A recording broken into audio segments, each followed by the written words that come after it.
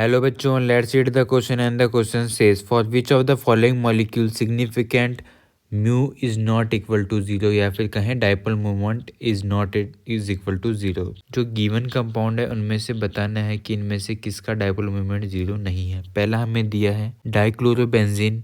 इसके अंदर यहाँ पे जो कार्बन है उसके ऊपर आ जाएगा हमारे पास पार्शियल पॉजिटिव और क्लोरीन के ऊपर आ जाएगा पार्शियल नेगेटिव। हमें पता है कि डाइपोल मोमेंट का जो वेक्टर होता है वो होता है पॉजिटिव से नेगेटिव की तरफ, तो ये कुछ इस प्रकार से हो जाएगा। सेकंड की बात करते हैं तो यहाँ पे भी डाइपोल मोमेंट कुछ इस तरह से होगा।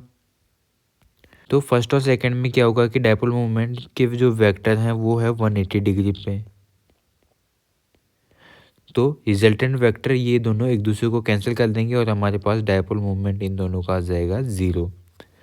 थर्ड की बात करते हैं तो इसके अंदर हमें पहली बार स्ट्रक्चर देखने में तो ऐसा लगता है कि इसका डाइपोल मोमेंट भी ज़ीरो हो जाएगा, पर एक्चुअली में स्ट्रक्चर कुछ इस प्रकार से होती है कि O H and O H, या फिर ये स्ट्रक्चर कुछ इस टाइप से भी हो सकती है।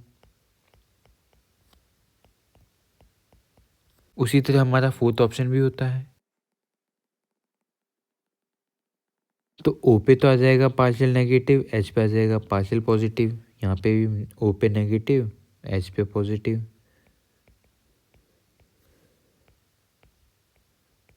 तो जो डाइपोल मूवमेंट का वेक्टर होगा वो होगा पॉजिटिव से नेगेटिव की तरफ एंड पॉजिटिव से नेगेटिव की तरफ, पॉजिटिव से नेगेटिव, पॉजिटिव से नेगेटिव।